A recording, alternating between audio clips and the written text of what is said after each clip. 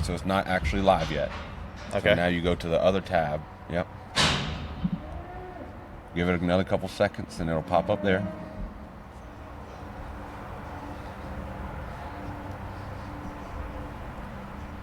Come on, Daddy. Oh. Okay. All right. We're IT guys now, Josh. IT guys? Yeah. So now, as soon as you hit go live, we're going. All right. Josh, come here. You going to get on? Okay. Yeah. Cattle. The event, your program, your favorite cow of all time. All the people you don't like in the industry. Anything you want to talk about. We promise not to tell anybody that last part. Whoever you don't like. Oh, yeah, we're live. Live with Josh Shaw. All right, Or so not. we got all the IT kinks figured out. Yeah, Looks like we're on the Facebook. it looks like it. Yeah, we're live, buddy. Okay. I think I need a raise.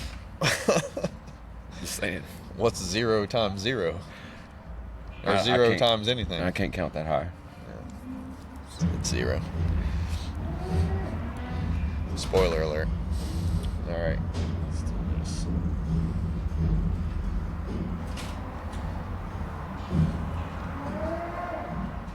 All right.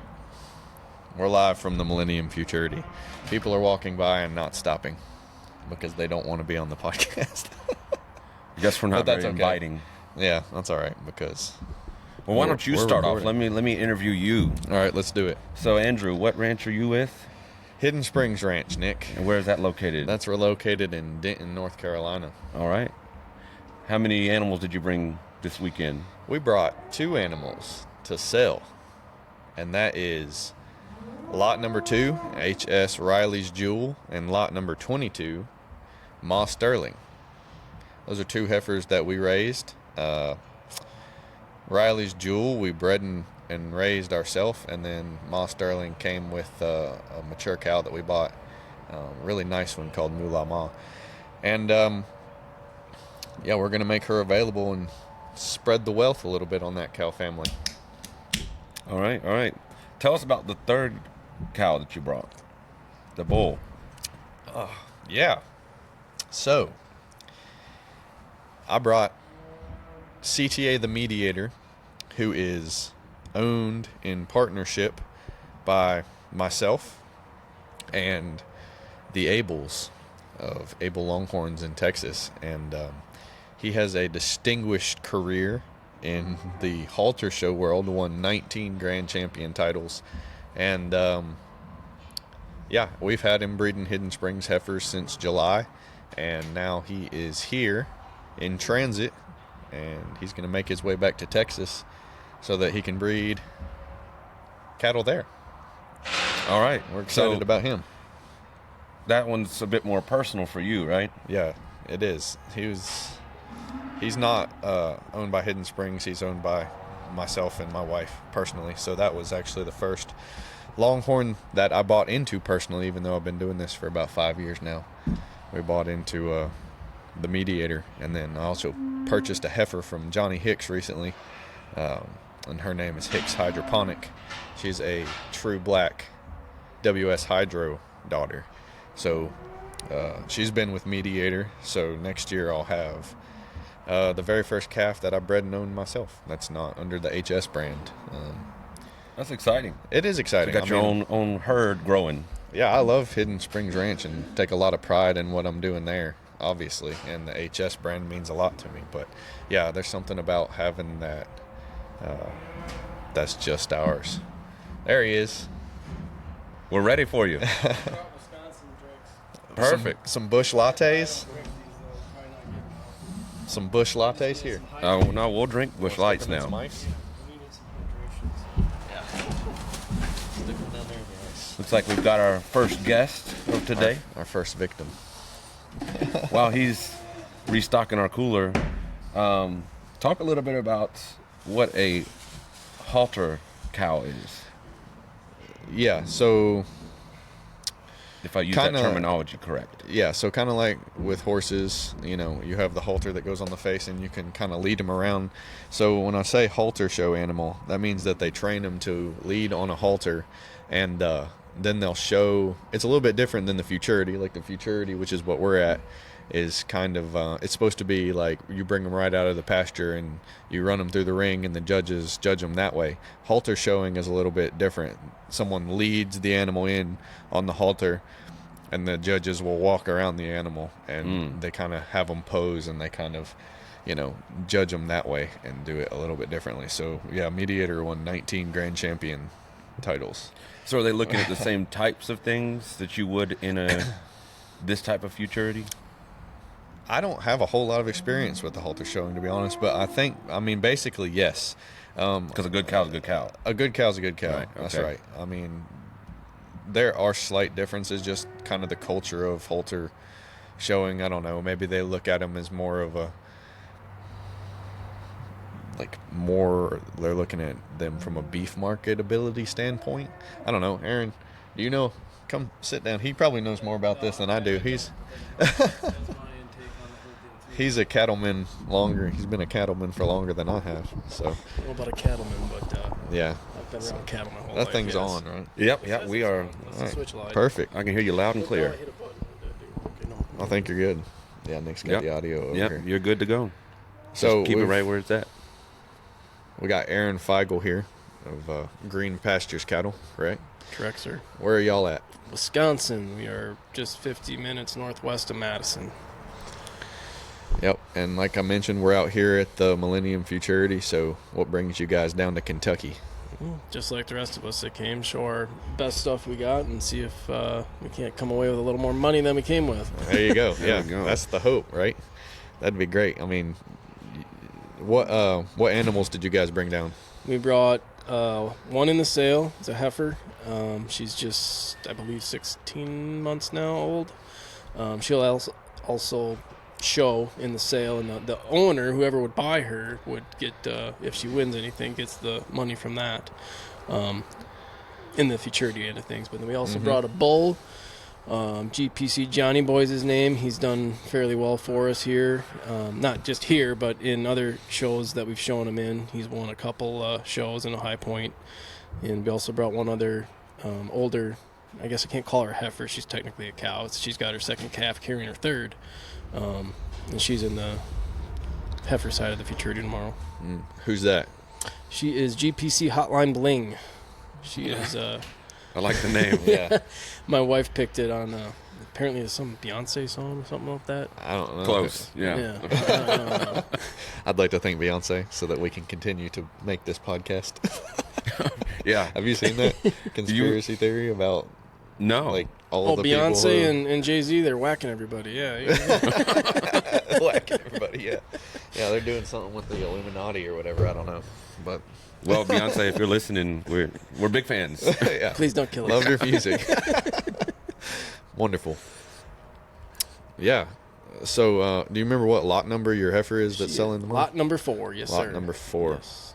And what was her name? GPC Lucy in the Sky. GPC out of, Lucy in the Sky. Actually, out of our best bull here, Johnny Boy, her mother is the same dam, so half brother, half sister to Johnny Boy. So she's out of a very well put together line, one that I would highly recommend. It's Yeah. she's got amazing fertility, amazing feet, amazing udder structure, milkability. I mean, everything's there. I've AI'd her mother 6 times, and she's taken every time. Wow, that's impressive. Yeah. Yeah, that's really impressive. That's awesome. She'd be a nice heifer for somebody to pick up, and she's got that nice brindle. Yes, she is. Yeah, she's definitely got a pretty paint job and body to boot. She's all around a good cow, in my opinion. Yeah. What was the name again? GPC Lucy in the Sky. So is that a Beatles reference? So we've got I Hotline believe. Yeah, Bling. it was a song. That was the year. Yeah, it was a song title, I believe. Yeah, something Yeah. like that. But Man. Where's Courtney at?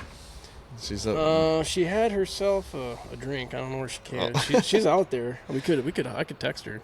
Yeah. She's We can got get her over here. more to say than I probably. I'm not saying we don't like talking to you. Well, I mean, I'll talk about cows. She's got more of the marketing side of Well, things. let's talk about cows. It'd just be interesting because she has a podcast also. Oh, really? What's her podcast about? She does. What's it called? The Okayest Farm Girls? Okayest Farm Girls, Yeah. yes. Yeah, her and another dairy gal up by La Crosse, Wisconsin, are put that together. And she's Annalise Wagner is her name, the other co-host, and she's got a rather massive following on social medias and stuff. I believe she's got 100-some thousand followers on one of the, or maybe it's more than that. I honestly don't know, but she's pretty big, I guess. On one of them, yeah. Yeah. I was looking at that the other day. I think they're dairymen. They milk like 300, 400 some cows, her and her husband. Gotcha. Yeah, I want to hear more about that podcast for sure. If she wants to talk about Oh, there's that, some tell her to interesting come over topics here. on that one for sure. I've listened to a few. Maybe a few less cow talks, but there's some topics that I would never thought of. It's nice to have Have diversity, you been though. on? I'm sure you have been on there. I was subject to torture on there once, yes. I thought I saw her post something about that. Yeah, she was going I to get ended up you getting and thrown under the bus a couple times and ran over. Man. dang.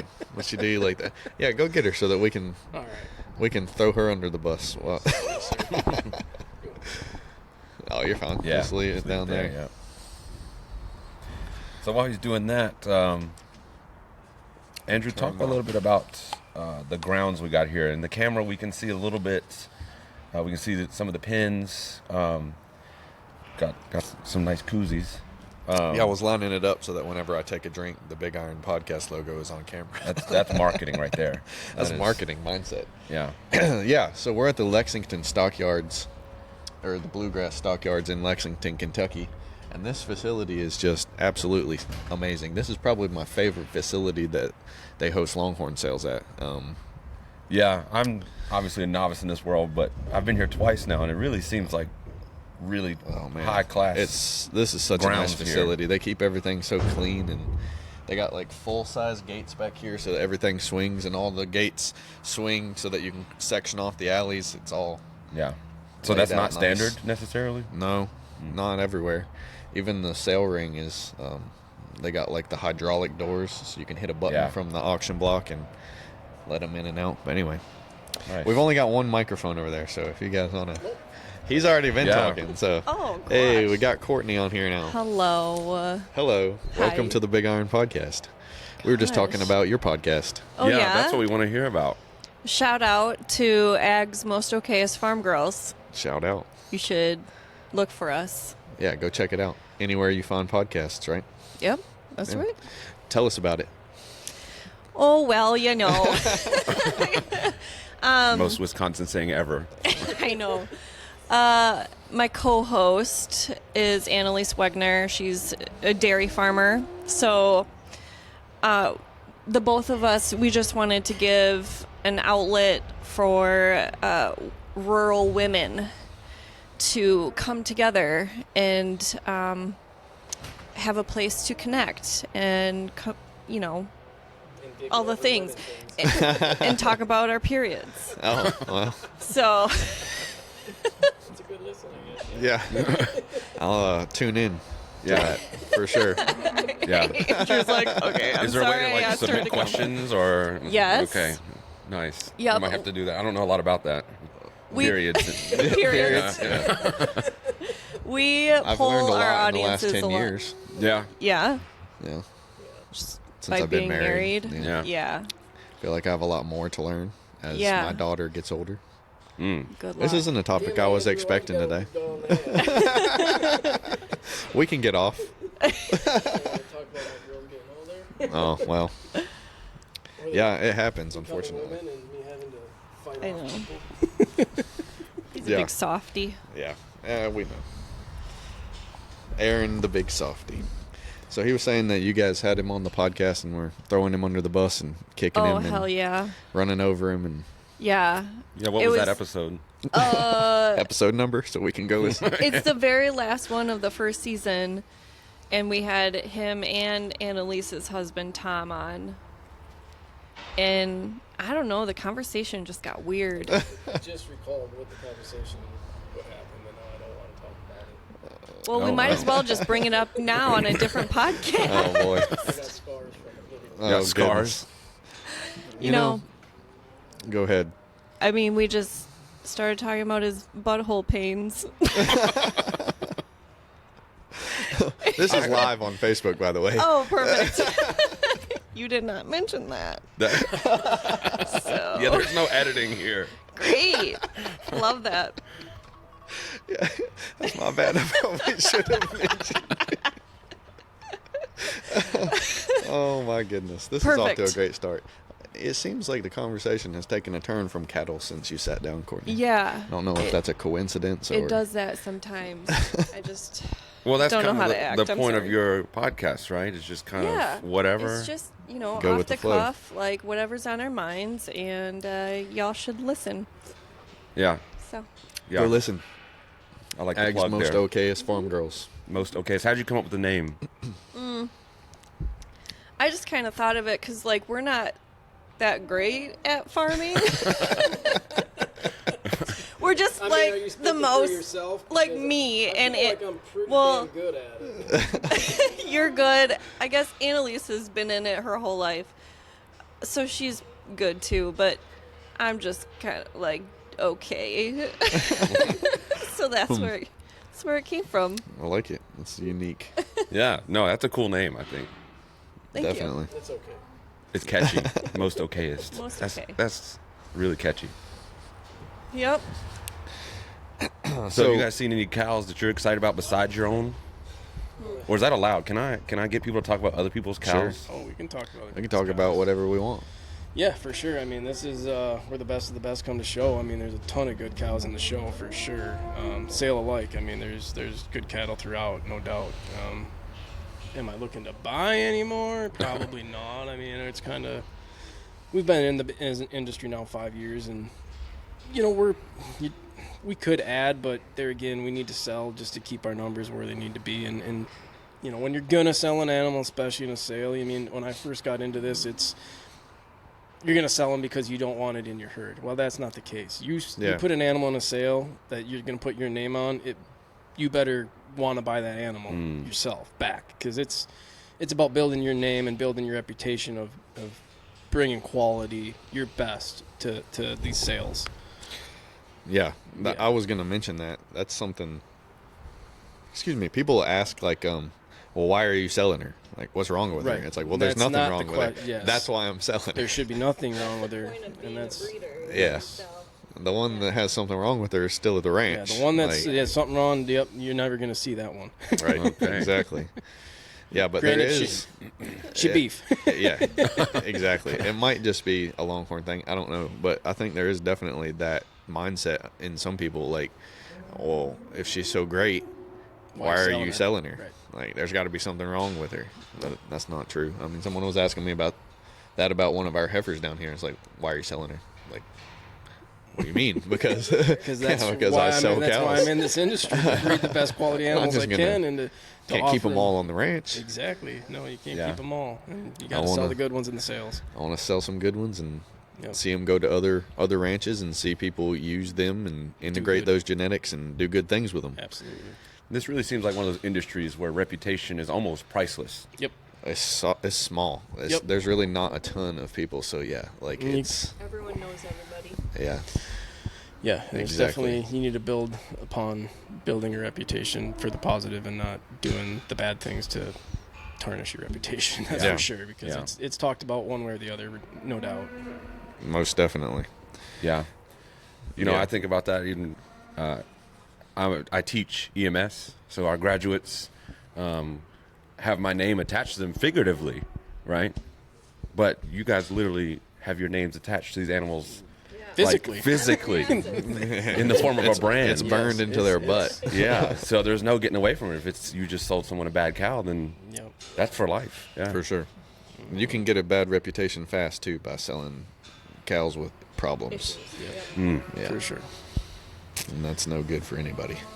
yeah. Doesn't benefit the breed as a whole either. Nope. If So- you know there's a flaw, the best thing you can do is Column. call them. Call hard. They all eat. They all eat. We should put that on a T-shirt. I think someone did. Cull 'em. Yeah, Matt Marty. Oh, shout Matt out. Marty. Matt Marty has some Like good the T-shirts. Yeah. He had one that said #heifersext. Did you see that? I didn't see that one. I just saw the one with the column with what's his face on there. Oh. Can't think of Jones' Yeah, name. the guy who's on Facebook all the time. Yes. Gosh dang it. Giving I his opinions. don't need to say names, I guess, but Oh. it don't matter. Yeah, it doesn't matter. I know who you're talking about. Everybody Yeah, I that know exactly who you're talking yeah, about. they know who we're talking about. We had a phone conversation one time. Oh, yeah? Yeah. Huh. It's weird. That is weird. Weird. Yeah, I got Bless his heart. someone, he commented on something of mine one time, and we had a kind of just a back and forth conversation on Facebook, and it ended in me like, I'm like, well, I'm traveling around the country all the time. Like, I'd love to come down and like look at your cows sometime.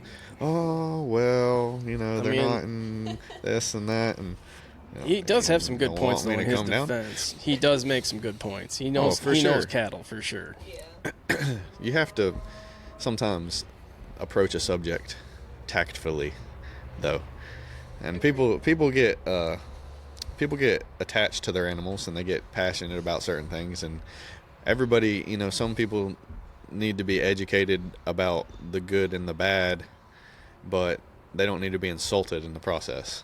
Right. You know, so I mean, yeah, you definitely being educated about something isn't a bad thing, but yeah, you know.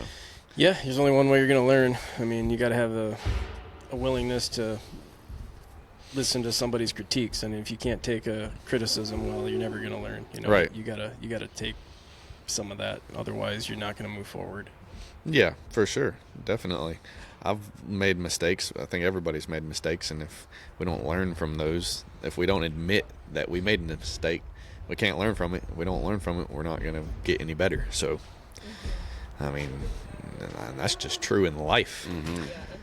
Yeah, so, Yep, and it's funny to think even the veterans in the breed. I mean, they're still learning. Even like, you know, they've sure. been in it 25 years. They're still looking at building the best animal they can build. Where, Yeah, definitely. I mean, you always got to try to be better. Right. If you've got it where you want it, you just get more critical. It's like, well, Yep. these are pretty good. And that's why coming to these events is so important to not get that barn eye, so to speak. Yeah, If you just barn stay home blind. and look at your same cattle every day, and don't look at other people's cattle to know, you know, what they have compared to what you have, and you come to some of these events, and it can be humbling because you can go, oh wow, I guess she's good, but there's others that are better. For sure. And identifying that things that are maybe better, and it's not just horn. I mean, we get maybe too caught up in measurements and tip to tip. I think Yeah, needs to be more said about functionality. absolutely. You guys do a good job of that, even in, you know, your ads and your sale catalog comments and stuff like that. Yeah, Thank you. you're welcome. Let's put the spotlight on the things that really matter. Right. Yes. And I agree, and I try to do that too. Is you know, even in like when I make posts on Facebook and stuff like that, to talk about the important qualities of this cow. It's like, yeah, she's a 90-inch cow, but also, like, more importantly, she has a great udder. She has great foot and leg structure. Like, this cow is going to make calves for me for a long time. That's something that people need to understand is, like, where's the profitability long term in a cow? If she can make me money, and then I can sell her to you, and she can make you money, and then even you can sell her again, and she can make them money. Right. I think that's what makes a good cow. Yep, for sure. Longevity and the ability to create profitable offspring. And one thing about profitable offspring and having a line of production is it seems like those genetics where you got a cow that continuously outproduces herself, those calves tend to do the same thing. So you always Right. seem to climb the ladder. Once you find those niche cows that have those qualities and do all them things, them are the ones you got to look for. Them are the ones you want in your herd. Yeah. That's how you get to the top, so to speak. Get better every Yeah. generation. Yeah. instead of just taking the kind of genetic anomalies and breeding them together and thinking that you're going to get that. It's like, well, most likely look 1 or 2 generations back. That's probably what you're going to get, because that's the way genetics work. But yeah, no, I think that focusing on those important functional qualities is super important, and you guys definitely do a good job with that too. So Yeah, we're still learning, but we definitely. We've learned a lot. In the last Yes, 5 years. yes. I mean, luckily we got some good people that we took their advice to heart, and we got, I shouldn't say with the right, but people that understood the industry a lot further than we did. Right. And were open and honest with us on certain things. Yeah. And Good mentors. took their advice, and it definitely worked out, other than making a bunch of, we bought cattle, yes, that, we never really kept and now are in the freezer, and their offspring are in the freezer, but we also bought cattle that some of the first ones we ever bought, we still have, and they're some of the best ones we found. Well, you have to have the ability to do that. You have to have the ability to identify that she's not a cow that's going to make you money, for one thing, or, whatever her flaw may be. You have to have the ability to say, well, You're not making the cut. cull them. Put her in the freezer. And you guys have a really good avenue or business model, I guess, because you're a taxidermist, right, Aaron? Yeah, So that was. you guys get the beef and the shoulder mount. I'll be honest with you, when we started this venture, that was the vision before we got into these animals, wanting to find an outlet to make extra revenue other than the breeding. And honestly, we didn't really know as much about the breeding in the industry, other than I knew I could make money on mounts. Right. So I'm like, well, if I can make this amount of money on these mounts and we can sell breeding stock and beef, well, this is kind of a win-win. It seems like a great business model, because you can even be that much more critical of your cows, because I know that I have this base, however much you can get for the beef and a mount. It's like, if I can't sell a cow for more than that, then Granted, we've had to make our own markets, because that's what this industry is making your own markets. It's not take them to the sale barn and the price that day per pound is what you get. That's not how it works for us. For sure. We're selling every quarter, every half, every pound of burger, however that may be, and we're selling every mount via the marketing things and the things that we've set up in order to do that. Yeah. Nothing was in place. Yeah, absolutely. We sell all our beef direct. And I guess, you guys do too. Yeah, but it's a lot different than sending them across the scales and having a expectation, And this breed is just so much more fun than, I've been in dairy. We were dairymen. My dad milked cows his whole life. I milked cows. We've gotten out of dairy about 10 years ago, but then we've had black cattle most of my life as well, and recently got out of those. Yes, that market's good, but I've also seen that market not be good. Right. It's good now. Yeah, where the price is like I say, the price at the barn is the price you get. There's no other avenue other than you can sell some quarters to family and friends, but generally people in production agriculture don't make markets for themselves big enough to continuously do that. Right. Yeah, whereas this, relationship based, where people are buying from you directly, it's more likely it's not gonna have the ebb and flow like just the commercial cattle market. Yeah, and because it's like, well, I know that when they're out of that beef, they're going to come back and get some more. Yeah, and my wife, I could have her talk, but she just recently opened a store in our town. Nice. That it's a farmers co-op essentially, and they have done tremendous, and they just recently opened a new location in the first part of this last month, October, and I was shocked at the amount of people she gets through that door. I could let her talk a bit about it, but they got like 20-some vendors in there, and it's been unbelievable. Yeah, That's really cool. Thank you. Yeah. Everything's on consignment, so for selling other farmers and ranchers goods, we take like either 20 to 30%, depending, you can work the co-op and get a 20% rate. Or if you don't have the time for that, then it's 30%. And it's been working out real good. Nice. What? Yeah, what all y'all got? What all do y'all sell in there? Everything. We got cheese. which hopefully soon we'll Wisconsin. get butter and milk. And we've got pork, lamb, bison, Longhorn beef, obviously. Produce, like just literally everything you could think of, like baked goods, candles, lotion, gifts, like, and it's all local. That's awesome. And So I saw on your Instagram that I thought you guys were moving locations, but you're setting up a second location. we moved. Oh, So moving, our okay. our first spot was just this tiny little Cracker Jack box. But we just wanted to get in there.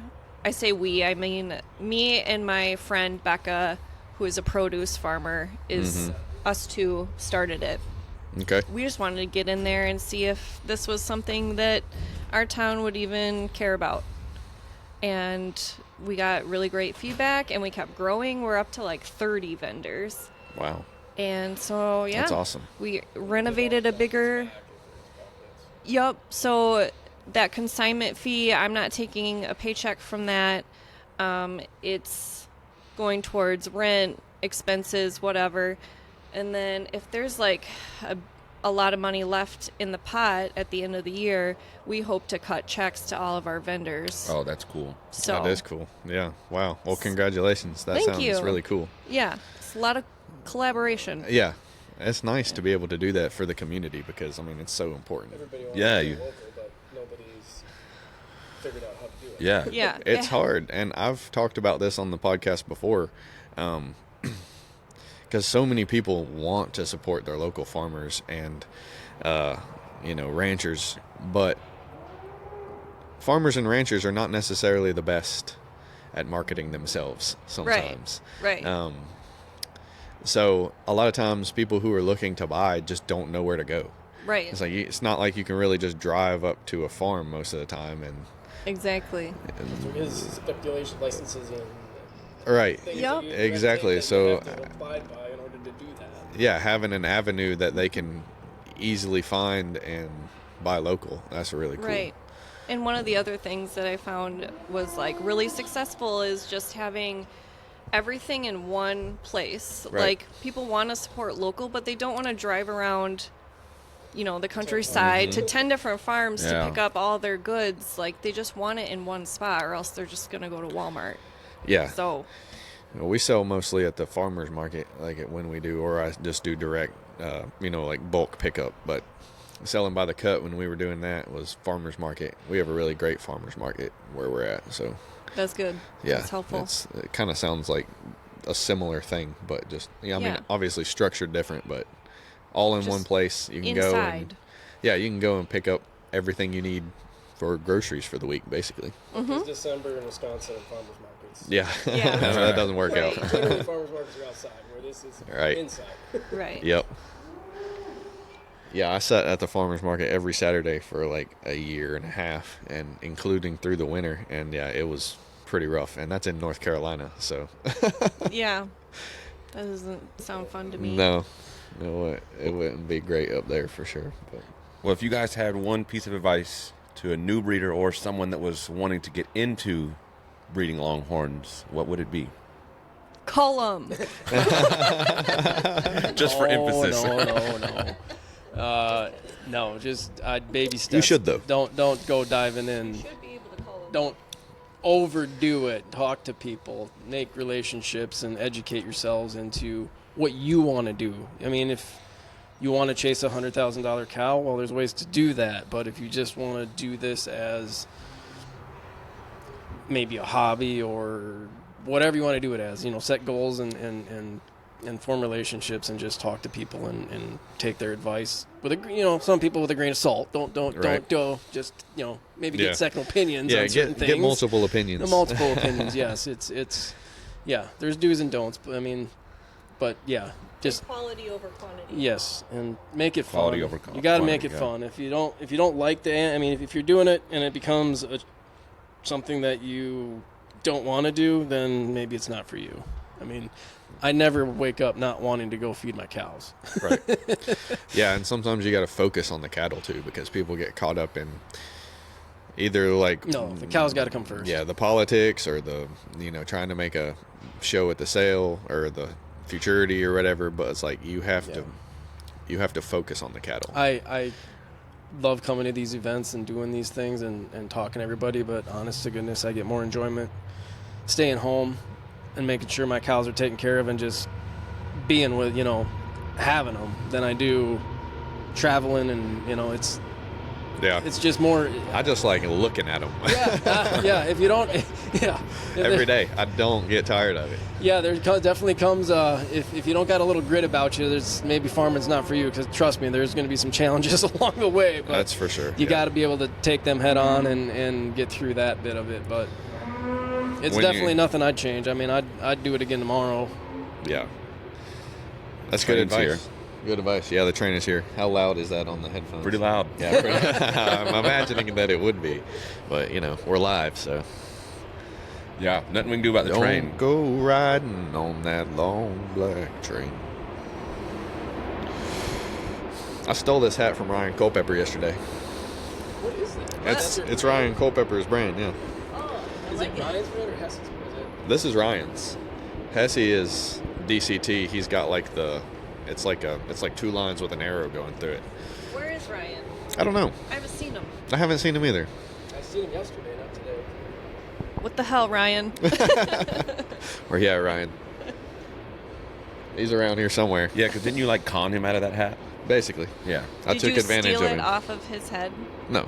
I traded in my hat. Well, close. I said, I like that hat, Ryan. Kind of close to theft. Can I have that hat? And then I traded in my hat, which wasn't even my hat. It was a Diamond B hat, but I have another one. So I like to collect hats. I want a hat from everybody. There's a real Trader Joe's situation here in Kentucky. Just trading random stuff. Just trading hats and cows. That's all we do. I've love never trading seen you stuff. wear our hat before. Do you have one? We don't. Well, we do. Yeah, we do. I don't have one. I'm going to send you one. Yeah, send me a hat. I want a most okayest hat. Okay. Most serious. okayest farm girl? I'll wear it. Okay. Yeah. I'm not a rock farm that. girl, but I'll rep it. I like it. I like it. That's the biggest beard I've ever seen on a farm. Well, second. You've seen it bigger? There's some ladies out there that are I'm intrigued. Stop talking about me. some of them old gals that used to milk cows by hand. They got pretty strong. You ever milk a cow by hand? No. All the way out? Uh-uh. Oh, man. Not a cow. I milk our goats by hand, and that's like, obviously that's not comparable, but like I can, after doing like milking three dairy goats, I'm like, I would not want to do a cow. That would suck. Yeah. His hands milk some cows. Yeah. Yeah, he's got leather Can you pop a tennis ball? sausages. I can't even hold his hand because it cuts off the circulation in my fingers. I think people who milk dairy cows by hand and bricklayers are they have some crazy hands and arm strength. Don't even realize it. They'll hurt you. Well, y'all find some more people to send to us. Spread the word that we're live. I don't know. Yeah, who do you want us to grab? Anybody. I tried to get Josh Shaw, and he just slowly closed the door as he was walking away, looking at me like. I'll shove him out here. Thanks, guys. Yeah, anybody who Thank wants you. to come out. Okay. Yep, thanks. And bush lattes are free. Hey. Oh, man. I'll drink it. This one fell out of the damn thing. You can just leave them in there on the ice. Come back by when you need another one. And grab them. Yeah. You ain't gotta But we carry. appreciate it. You need one? How close are you to the Bush brewery? Bush is it? Isn't it? I think Colorado. It's Oh. It's Anheuser-Busch. Oh, yeah. Okay. I'm thinking Milwaukee's Milwaukee's best. Yeah, Milwaukee's 2 hours. Okay, 2 hours. I don't know what it is about Bush Lights. It's probably the most consumed beer in Wisconsin. Most consumed beer in Wisconsin is Bush Light. It's cheap. All right. Hey, there he is. I'm out of here. All right. He put his time in. Are you guys on? Yeah. Yeah, come on. It's live on Facebook. Oh, I'm going to tell people that now. I didn't tell Courtney, and she started going off the rails. It's live on pick Facebook. that up. And That's I'm for you. recording it. And Pick it up. Yeah, and hold it we're going to near your mouth. just like that. Yeah, perfect. Josh Shaw, What's up, fellas? how you doing, buddy? I'm doing great. Welcome to the Big Iron Podcast. Thank you. So tell us a little. Did you guys bring any animals, first of all, here to Kentucky in the Millennium Futurity? Yeah, we're excited. We got two 18-month-old heifers and then a 2-year-old with a calf at side. So excited to see how they stack up. Yeah. So are those in the sale or in the Futurity? No, we didn't consign anything to the sale this year, but Yeah. did last year and likely continue to support the event. Perfect. Yeah. So eagerly awaiting the heifer Futurity tomorrow then. Yeah, we're excited. We didn't make it to as many futurities this year as we have in the past, so we got one heifer in here. This will be our first time competing this year, so excited to see where she holds up to the industry as the futurities continue to get more and more competitive, that's for sure. Yeah. What'd you think about all that with the NLFR that we were talking about in there earlier? Yeah, I think that's going to be a great opportunity. I like what Dan and Joe are doing with the NFLR, just in general to make the fraternities kind of link together and competitiveness and have a way to have people from the country, across the country, compete. And I think the Millennium Futurity, since this is the futurity that started it all, I would definitely like to see the championship, if you will, come here. And I think there's a bunch of us who've been talking for the last number of years about having some type of head-to-head bracket style competition. We've done it before at a smaller level in Michigan at the GLTLA. It's kind of how we would always pick our grand champion. Is pin them up and do, this animal against that animal and pick them. So, Absolutely. I think that's gonna be cool. I think that's gonna be a lot of fun. It's gonna make linking all the futurities together like that in points. I think it's gonna be awesome. I think it adds a lot of excitement, and then having that championship show, I think it's a great idea. I think it's gonna be a lot of fun. Did you know that this was the original futurity, Nick? I wanted more information on that. Yeah. So the Millennium Futurity was the original Longhorn Futurity. And So they came up with the idea. they did futurities like similar to this in the horse world. Is that Okay. right? yeah. Yeah. Similar. This was the first one, and back in the day, in order to be able to show at the futurity, you had to have the Millennium Seal on your pedigree, and that was only from members' animals. So, when it started, that was hard. There was only certain animals from certain breeders that could come in, so kind of help the membership. And now with essentially anybody who has Rio or Sitting Bull or anything in that, which is pretty common in most pedigrees, you're eligible to show at the futurity, but only members can sell their animals. Right. Because the way they originally did it was you had to be a member to get that stamp, but then the animals who got that stamp on their pedigree, all their offspring were then eligible. Correct. So now that it's down the road, pretty much all animals are Millennium eligible. Yeah. It's on pretty much every paper. We joined about, I think, a year or two ago, but there's still pockets. We've been doing Longhorns myself now for 20 years, but my grandfather started our farm in 1990, and I still had a handful of females on our place that don't have any Rio or Sitting Bull in them, so they weren't futurity eligible. And then, but I always used a bull on them that was. Recently, one of our bulls is a complete outcross, and he doesn't have any Millennium Futurity. So Really? I joined to make sure that the calves that I'm having out of that calf crop are able to be, Millennium Futurity eligible. Cool. I didn't know that. Are there Butler cattle that are Millennium Futurity eligible? I have to look at that. I haven't paid any attention to it before. I mean, I think either you or Johnny would be. Well, no, because I don't know for a fact, but I mean, Bob Loomis used to run a fairly large one, and I'm not sure if he's a member or not. That'd be an interesting. Yeah, I just thought do a about little that. I bit have of to look research into on that. Yeah. Yeah, definitely. Excuse me. So, we didn't mention your ranch. What's your ranch called? H&B Longhorn. So my wife and I run our farm with my grandfather, and H&B. It's kind of funny. It's a joke. It stands for Harv and Bev Brandt. It was my grandparents, but it's also my grandfather's initials, Harvey Nelson Brandt. So growing up, it was always kind of a joke. If there was kind of a wild cow that wasn't good, I remember my grandma saying, "Oh, there you go. Look, that one's wearing your brand. It's got your initials on it." And then if it was one she liked, it was theirs together. Yeah. It sounds like when my wife is mad at our kids. You know what your son did today? Yeah.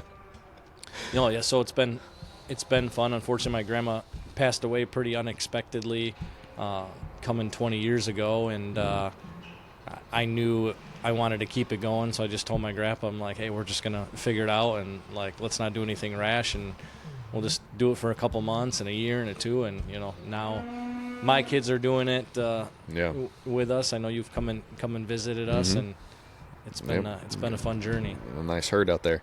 So how old is that brand? And so that the brand that you guys still use was your grandfather's brand. 91 was the first year we branded cattle with our brand on it. That's cool.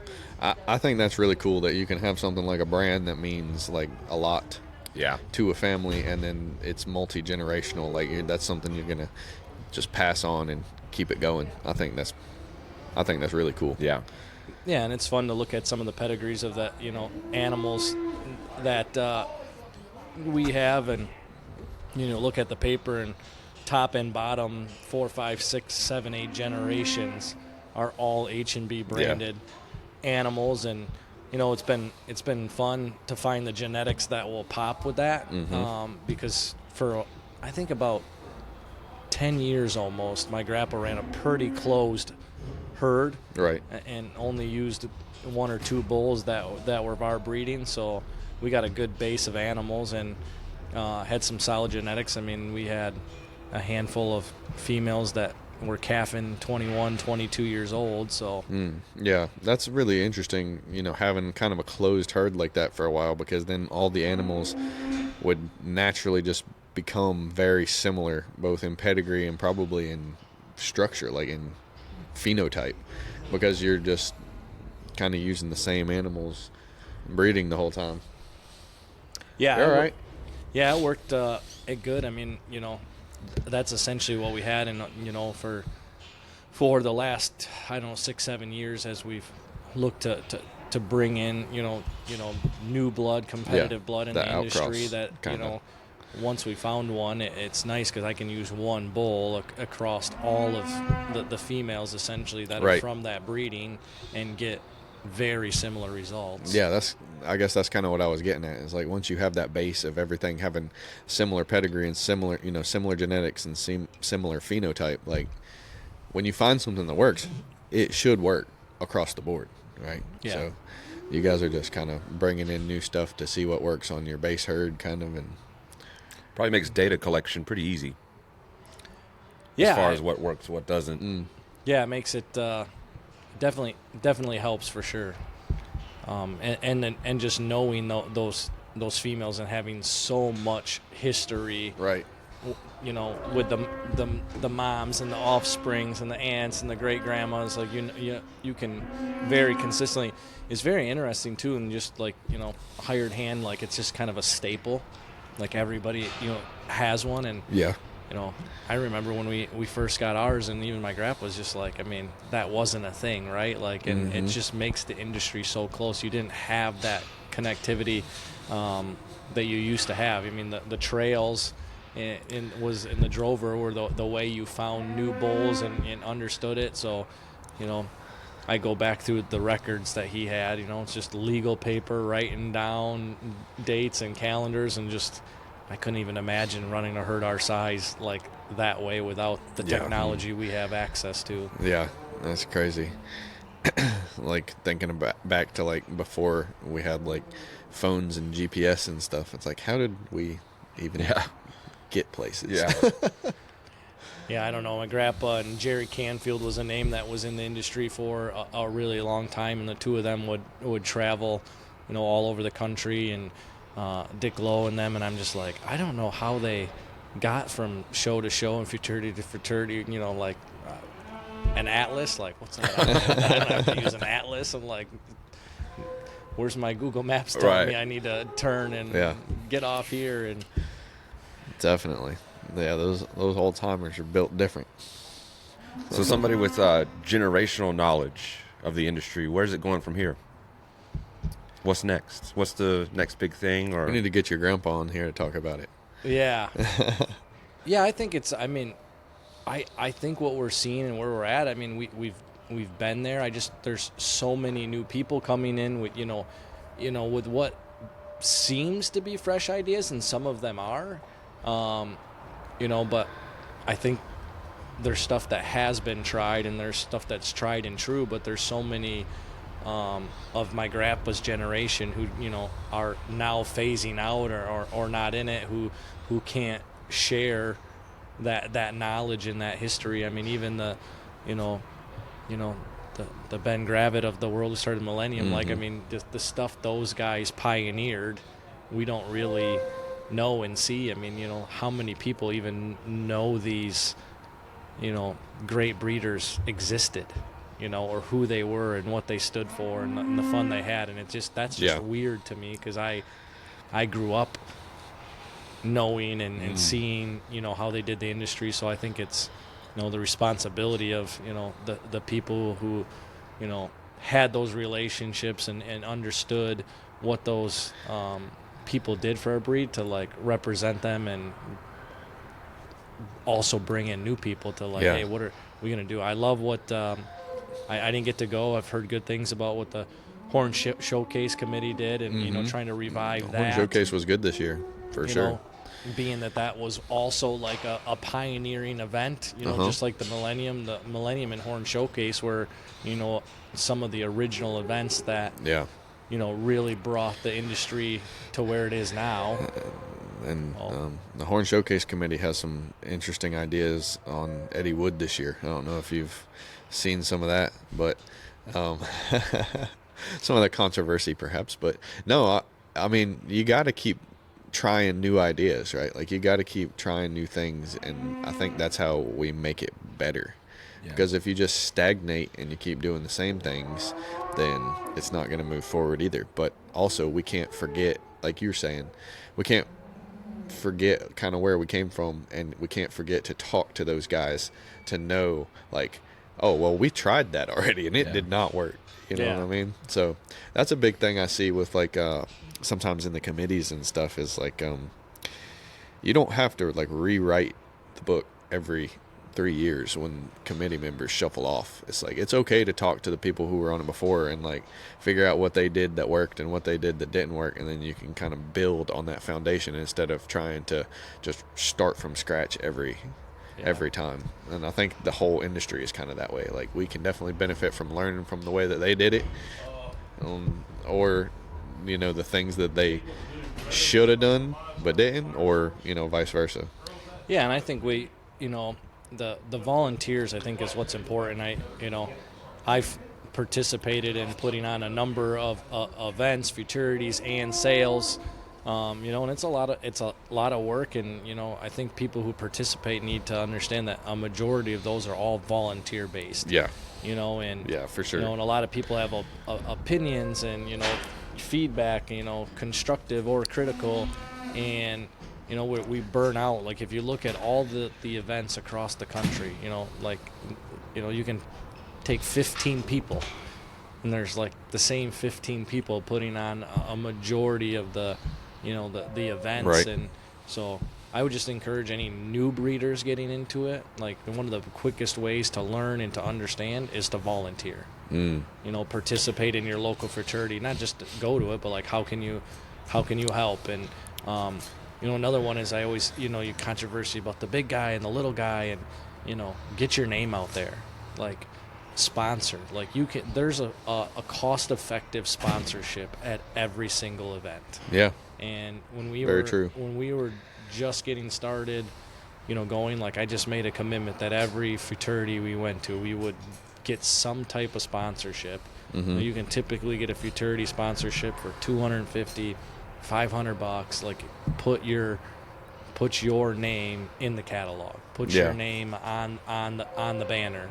You know, if you could go to one less fraternity, if your goal is to go to 4 fraternities but you couldn't sponsor any, I would recommend go to 3 fraternities and sponsor the 3 fraternities, so your name's there, people, you know, recognize. And then ask, you know, when you see somebody win, like, go talk to that person. Right. Right, go learn from the people who are doing it. And, you know, everybody has a different view and variety of cattle. And, you know, the other thing is, you know, people who are getting the breed, like, not all fraternity winning animals turn into good breeding animals. You know, that might not be where you want to bring your program. It's, you know, it's such a versatile, very true, breed that you have to be careful not to, you know, if your goal is to win fraternities and be fraternity competitive, like, set your program up for that. Right. Yeah. There's a lot of different ways that you can go, and identifying what your goals are early on is super important. I mean, I've talked at length about that on this podcast, especially those few I did with Johnny. We talked a lot about, you know, goals and all that kind of stuff. So how important it is to set your goals and to follow a plan and not just that's winging it. Yeah, I mean, but that's just advice in anything you should do in life, right? Like, you don't, and anything that has a goal and a purpose, a vision and a mission, like, those are the things that will be successful. Like, that's in farming, that's in business, that's in your personal life. Yeah, absolutely. You know? So to really go out there, like my grandpa will tell you, like, my entire life, like, the spectrum is, it's either the means to the end or fame and fortune. And all of us fall on that spectrum somewhere. Like, if like, some people, like, just having Texas Longhorns in their pasture to look at, like, that's it. That's the goal. Right. Like, and they, that's satisfying, you know. And then, you know, others, it's like, I want to be the, you know, fraternity champion, and I want to win the trailers, and I want to do it, and that's the goal. And, like, that's a whole different business model, structure, cost of doing business. Absolutely it is. Yeah, absolutely. You know, something else you said that I feel like resonates beyond one industry is, especially, it can be hard, I feel like, when an industry's been around for a long time, stagnation can be a thing. But it's so important to be willing to make changes and be willing to make mistakes, because you can undo changes if it's not working well. But the ability to push forward and take risks, calculated risks, of course, but to take, you know, a certain amount of risk, I think that really propels anything. Yeah, I completely agree, and I think that's where, like, you know, we, all events, you know, like, need to review their successes and failures, and not be, you know, too offensive that somebody gave them feedback about it, like, and then just decide, right, like, okay, here's all our feedback, like, do we agree, disagree, like, you know, maybe it's okay. You know, like, in the business world, like, right, we do employee surveys and everything, and some things, you know, can't make everybody happy, and I'm just like, I'm okay with this feedback, we're not changing anything, we're gonna stay. And other ones, like, man, we really need to correct this. And especially with the fraternities, it's getting harder and harder to get the judging and the sponsorships, because there's so many now. I mean, even just 10 years ago, like, there was the Winchester fraternities. I mean, there was a dozen a year tops that you could go to, and they were kind of spread out. Now, like, there's a fraternity every weekend. Yeah, and a lot of them are pretty regionally close, so it makes it hard to decide which ones you're going to. Yeah, definitely. I think those regional futurities are important, though. Well, that was Getting ready for the sale. Super loud. You guys have done a great job up there with the Great Lakes Association and putting on the Futurity and really growing that market up there. Just not just by the Futurity, but by just private sales, and really focusing on new breeders and like how important it is to help new breeders so that they don't fall off a cliff, in the first couple years, because they're either not getting support, or the opposite of that, they're getting whatever the opposite of support is. Yeah, I mean, for Damn profound. Yeah, thank for you. new breeders, it's a really hard market to understand, because we've got these high end cattle selling for $50, $60, $70, $80, $100,000, and there's this allure, and oh man, and that's part of marketing, right? I mean, I do it too, right? Like, hey, my bull is full sister to such and such that sold for 165 grand, and you do that. Yeah, absolutely. But, they don't understand, right? So then if somebody's really good at marketing, all of us in the industry have to like when someone calls me or our farm, like, hey, I'm interested in Longhorns, or I seen you have this for sale, like the first thing I ask, what's your goal? What are you trying to do? Like, come visit me.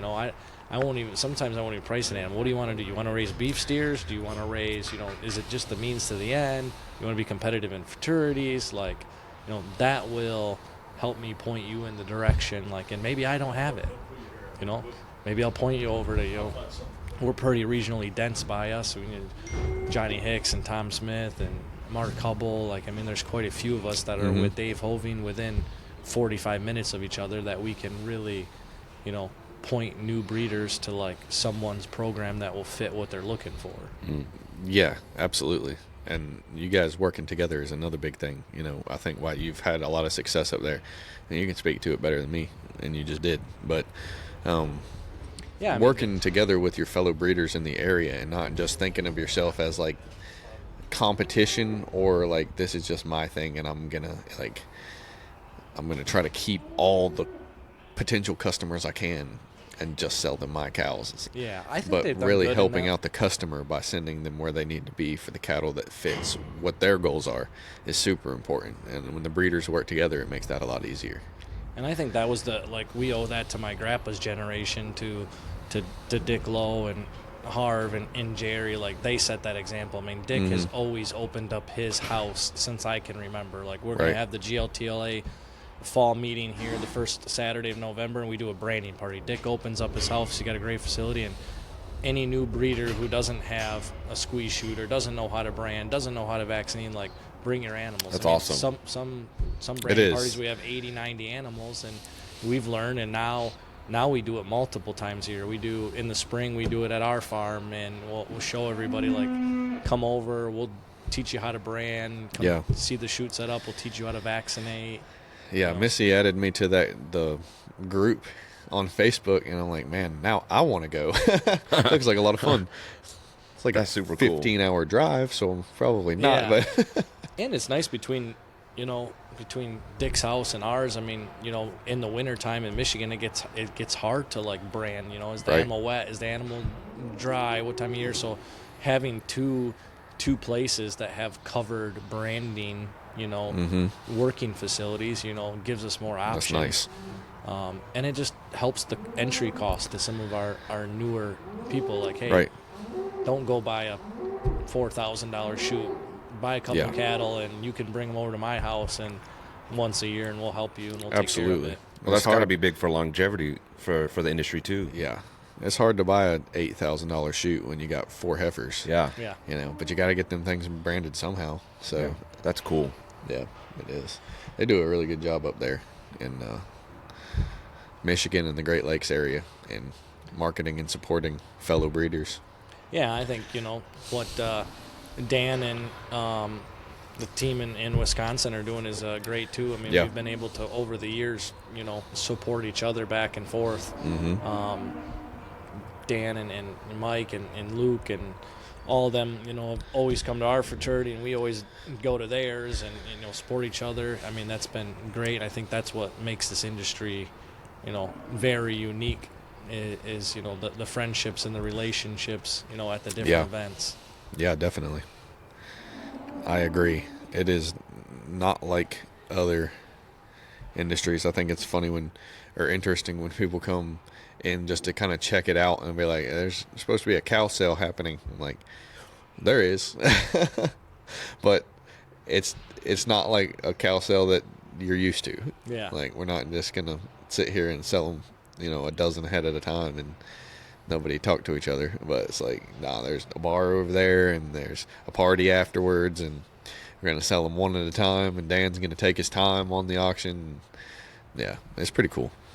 Yeah, Cool I'll say industry to just be a part of. shout out to Dan. I mean, I don't think there's an auctioneer who's more fair in the industry. Like, Dan will work just Yeah. as hard for every level of breeder to get the absolute best dollar he can. And I've seen him He does. sometimes just really work the crowd, where you go to other cattle auctions or even different Longhorn Yeah. auctions, and I mean, if you're not getting a bid, and if I say they're done, they just Yeah, they'll they're let 'em just go. moving, and Yep. he does a great job working for everybody.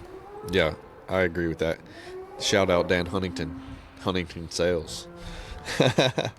Let's So- see if we can get him up here at some point. We got to get your wife here to do her impression of a North Carolina accent again, because that was killer last night. I asked her for I an impression and straight to incest jokes. Oh boy. Oh, man. That's not North Carolina. That's Alabama. Yeah. Yeah, but I loved it. Yeah, so tell her she's got to come do it live. I'll see. That was I funny. don't know if you're gonna get her to or not, but we'll see. Huh. Well, I appreciate what you guys are doing, and Andrew the Big Iron. Thanks. I enjoy listening to it while I'm traveling and Yeah. working. So Good. Well, thanks for listening. That's awesome. Matt Ray. hello, how we doing? Good. Y'all want to sit down with the podcast for Yeah, a second? come on over. No, Matt did not. Actually. I'm gonna run to the bathroom. All right. Red Poppy is doing good. She has a gorgeous little butler boy, a little bull calf. Turned out real black too. Steer now. Yeah. Steer, yeah, oh yeah, steer now. Yep. Go on, D, you're sitting down. We've ended him. I've only got one microphone, so y'all have to pass it back and forth there. But no, you can sit down, and when it's your turn, you can take it over. How's it going, Matt? I'm doing wonderful. How you doing? I'm doing good. Welcome to the Big Iron Podcast. Well, thank you. It's an absolute honor. Yeah. So Matt is a new breeder, I guess you could say. You guys have been in about a year, maybe a little bit more than that, right? Year and a quarter. Year and a quarter, all right. There we go. Yeah, 18 months, something like that. We ain't old enough to buy beer yet. Yeah. Yep. But new breeder out in North Carolina, in my neck of the woods. Y'all are a little bit east of us, out in Jacksonville. We are down by the coast. We've got Around the Bend Farms and bought the property about 3 years ago now, almost exactly, and was trying to decide exactly what direction we were going other than duck hunting and deer hunting. And I have always wanted Longhorns my entire life for no specific reason other than I just They're think cool. they're gorgeous animals, and they're Yeah. cool. And when you're an 8-year-old boy, I don't know what else is cooler than a I big agree. old 90-inch cow walking around. I agree with that. There's something kind of romantic about them, and like Western. You know what I mean? Like the West, the Wild West. Yeah, Longhorns are definitely a part of that. It's amazing when you tell people, especially in our part of the country, that you have Longhorns. They just light up, man. They're like, Right. no, you don't. Most people don't believe you. Yeah. Like, Those we are don't only have in Longhorns. Texas. Yeah, those aren't even real. Believe it or not, you come on by. We're having a housewarming party on Friday, and I guarantee you 90% of the people are coming to see the cows, Yeah. and none of them to see us. This is live on Facebook, by the way, I should mention. So, Oh, okay. you know, Yeah, there's no editing. we're live. Oh, good. Oh man, Yeah. You're bold letting me on here live. Yeah. Well, we already had Courtney on here talking about periods and buttholes and different stuff. So I think, as long as you can keep it away, well, at least the door's open. keep it on this side of that'd be great. No, but Around the Bend Farms. So we're out here at the Millennium Futurity in Kentucky. We are not in North Carolina right now. So what are you guys doing up here? We are up here to really get perspective is why I truly like to come to these, is because, looking at Tucker, a bull we brought up this morning in the pasture, man, I was thinking he was big, but then I watched the others in the class this morning go through, and by the end of it, I was writing down Tucker's small. Yeah. You know what I mean? We're changing feet and everything. Yeah, he's got the attributes that you want, but framed wise, he's smaller. And if you'd have given me 10 guesses, I'd have never said he was a small framed cow. Right. So by coming here, I gain perspective on what everybody else is doing. Absolutely. We all have our own little niche we want to go towards, but if you're not judging them by other animals and you're only looking at your own animals, it's kind of like your kids. Your kids are always pretty until you see them next to some other kids. Yeah, exactly. And then you never say it. Yeah, they call that getting barn blind. When you're just go. looking at your own animals all the time and not comparing them to anything else, you get barn blind. You got to bring them. And for the record, my kids are gorgeous. So are mine. So last year, this was your first Futurity, right? Mine too. But it was cool to watch you guys, as someone that's getting into the industry, kind of like just see it through your lens too. Talk a little bit about your experience as, new into the industry. I assume probably some of the newest here, but diving head first. I love to learn new things. I don't care if it's woodworking and I'm putting in cabinets, or if I'm trying to build a new food plot. And I kind of took on Longhorns in that way, as I wanted to learn, and the only way to really learn is to find somebody else who knows. And I kid you not, we called around to, 5 or 6 different farms, and there's not many in North Carolina, or in the southeast almost, but there's still a few. And Andrew was the only one that picked up the phone. And yeah, thank God. And that absolutely was a godsend at that point. And you got to have somebody like that, a consultant or a real close friend, or just somebody you trust, to be able to make sure, this way's up and this way's down, and don't do this and don't do that. Hell, we're all going to make mistakes along the way. You know what I mean? But that's right. They're happy trips, not big falls along the way. And getting into the cow world was, it's not a cheap task. You know what I mean? It takes quite a bit of capital to get in and even start a herd.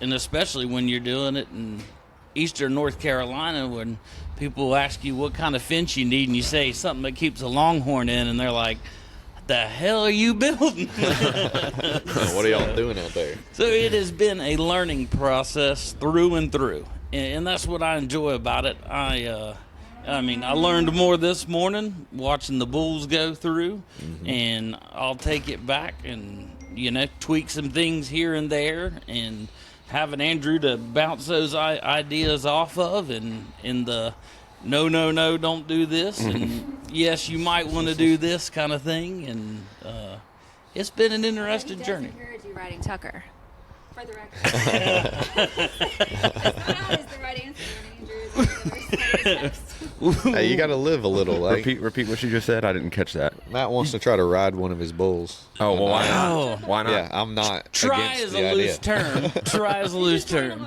Whiskey, Yeah, but we can't. yeah. That's Trinity, the ranch manager, right? There you go. We went to the PBR 3 weeks ago, and on the way home, had there have been a cow right there, right, I guarantee I would have. But Yep. I have not ridden Whiskey yet or Tucker, but I have taken 2 attempts that have fallen just shy of it. So a little bit more, and I'll be there one day. Yeah, you get there. You know, when you have a goal, you have a dream, and you work toward it, you can do anything you want, Matt. I need a helmet and a snorkel and goggles and some other kind of PPE. Yeah, for sure. So you guys brought some animals up here. This is your first time showing. Yes, this is our first time showing. We got a trailer and pulled 2 cows up here, or 1 bull and 1 cow up here, and it was nice to use the trailer. The only thing that had been in the trailer before yesterday was a 7-foot tall bear.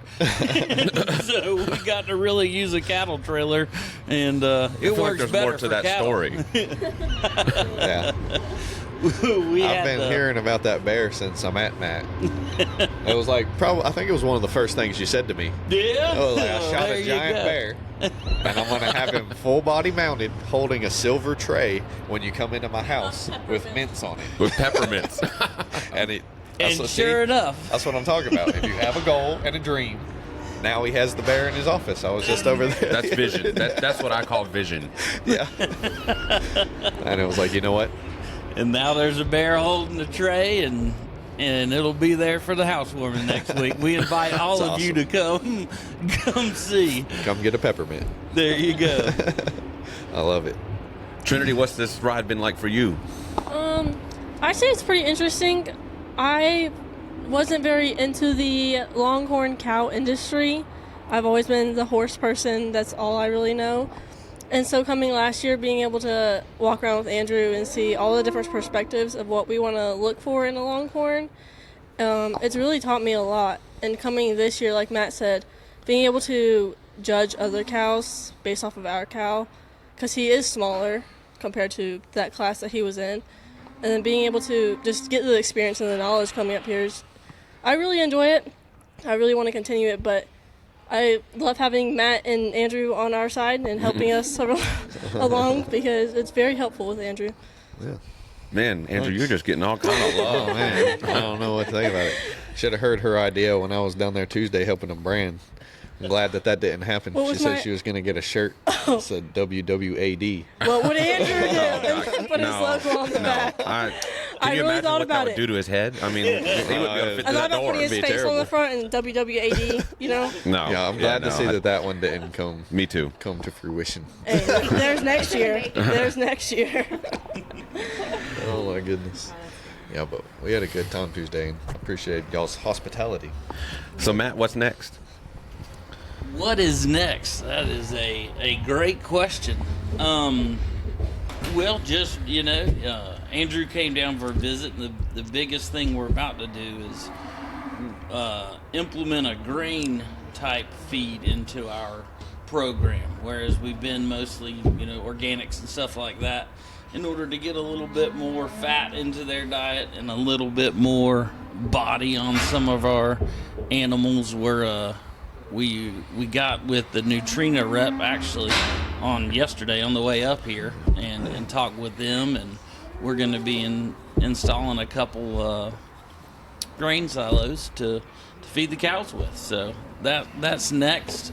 Other than that, it is nice to have finally finished the infrastructure to the farm. It has taken us 3 years. We started a farm from nothing. It was a horse farm back in like the 1930s and 40s. Wow. And it has literally been trees since the 30s or 40s, and we have finally gotten power out there and water out there and internet and a house and driveways and food plots and roads and all the above. So There wasn't even a house when I first went out there. Y'all done that in the last year or so. It's and I beautiful encourage house. anybody who is thinking about it that's out there to do what we did.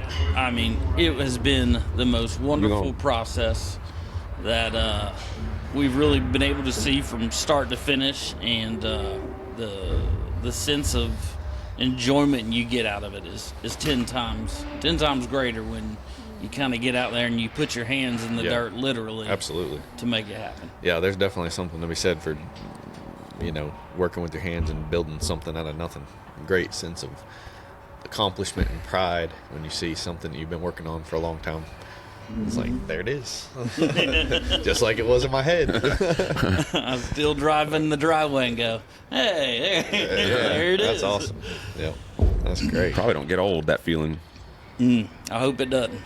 Yeah. So the two animals you have here it'd be ATB.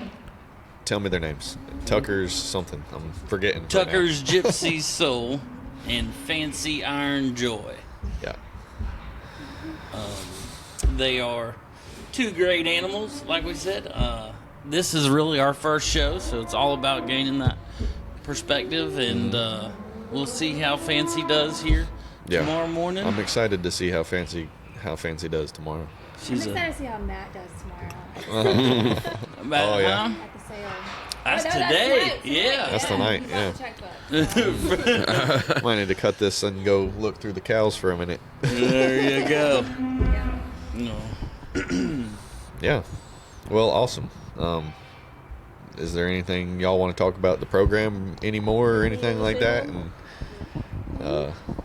while we got you, we appreciate We appreciate you sitting guys. down with us. Yeah, then. thank you for y'all's time. If anybody needs anything to add it to Matt's prayer list, because Matt wanted white in our herd. Oh, yeah, there you that's go. Don't pray for a color. Whatever you do, the good Lord will send it to you. We didn't have any white in our program, and we prayed for this year, and now we have 7 gorgeous yearlings that are white. I mean, almost all. Almost which is every awesome. calf is white. But don't. Oh, man. Be careful what you pray for. I told Matt I had a few things I needed to Yeah. put on there. For rain, we had historical rainfall the next day. I mean, The day after praying for rain, historical rainfall. Yeah. All right, Matt, I'll be sending you my list. Prayer list I'll take it. I'm going to start praying for non-gray hair or something.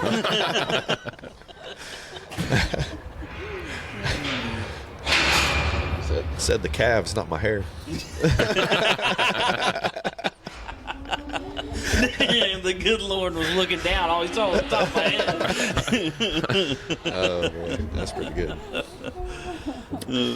So what's going on down here with the horses? Do we know? The horses? Oh, that guy's just working coaster with a horse. Oh, okay. Getting ready for the sale. I don't know. I don't know what they're moving through. The sale doesn't start until Another hour. 5:30. Yeah. So we got another hour. But no, I mean, as big as this barn is, working cattle on horseback through here it's set up for it. That's why all the gates have the handle up top, so you can pull it and open gates on horseback. That's instead of good to having know. lean down yeah. This is such a nice barn. That's actually a question I had. I've heard a couple people say this weekend that they're impressed with the crew that's running the cattle through. Right. What all's involved in that? Well, people can see What these makes pins it back here. impressive versus not impressive? Just keeping it organized and keeping it running smoothly and on time, because we've done futurities where there's up to 300 entries, and so all these pins back here, they're pinned one cow in each pin, but it's down the barn. So whenever they start the futurity, they have to come through in order because they do them in classes and in birthdays. So every animal has to be in the correct place, and they stack them in the alleyway. Run them in one side, run one in, she comes out the other side and leaves. So it's actually pretty complicated. Like, there's a lot of moving animals to make sure that everyone is in the exact slot that they need to be in to come through at the right time, and then also run her back to her pen while you're moving other animals up. Yeah. Okay. So there's a lot of room for confusion and that kind of thing. So yeah, these guys have done a really good job of just keeping everything in order and moving smooth. Yeah, I've overheard a couple people commenting about the that's crew. Sean and his crew back there. That's actually G&G ranch manager. Well, shout out to them. Yeah, so here's one of them right now. But yeah, They're doing a great job. All Nice. right, we're gonna go take us a look at some cats. Sounds good. All right, thanks man, I'll for see you sitting down with there us. in a little bit. We'll see y'all Yep. in just a bit. All right, Yeah. thanks. Got them on there. Yeah, thanks. All right, fellas. All right.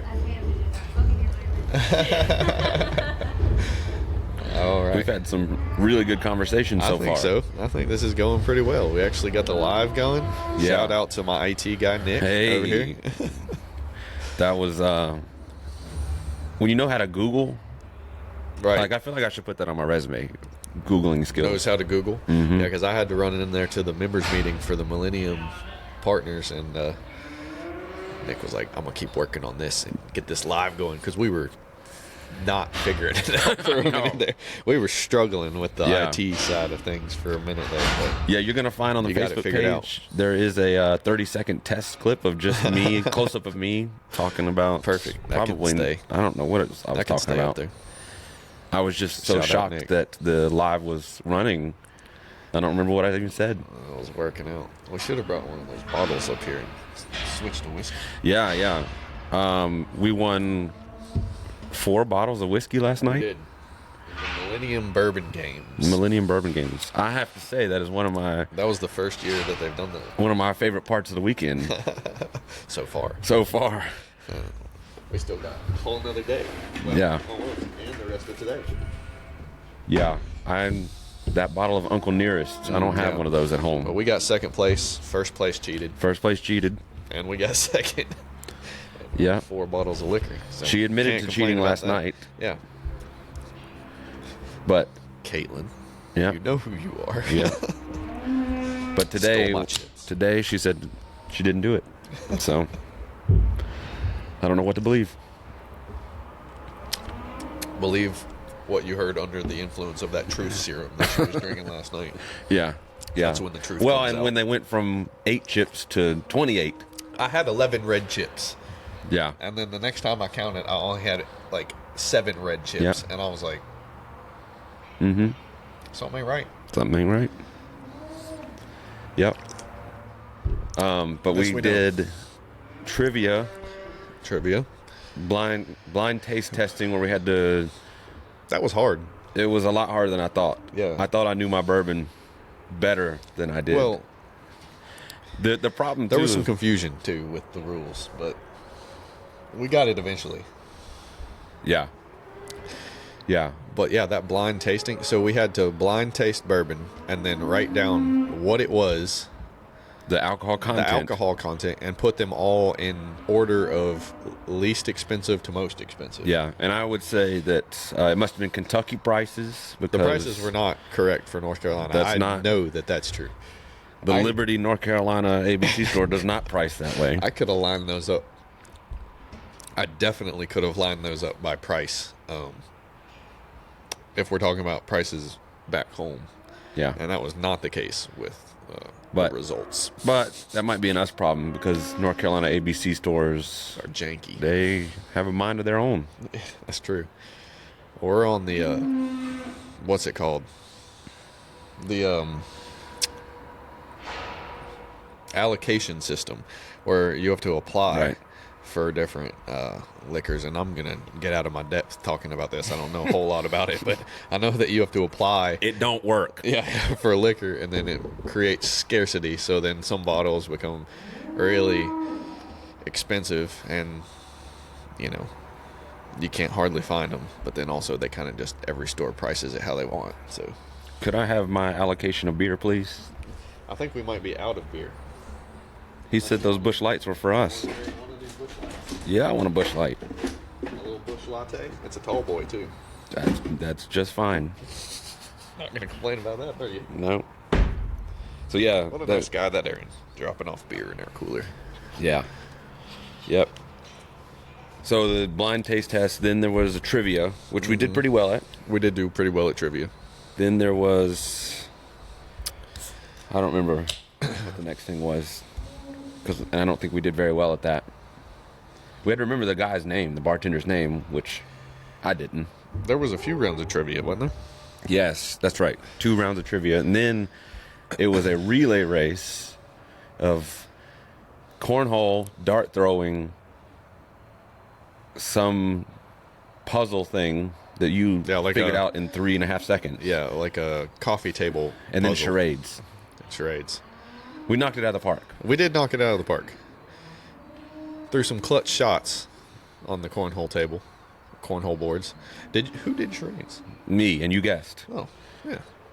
Our third member, by that point, had faded a little bit. Yeah, our third member was not as functional Yeah. by the end because they gave us like 1.5. They gave us like 3-ounce shots, Yeah. It's heavy pours.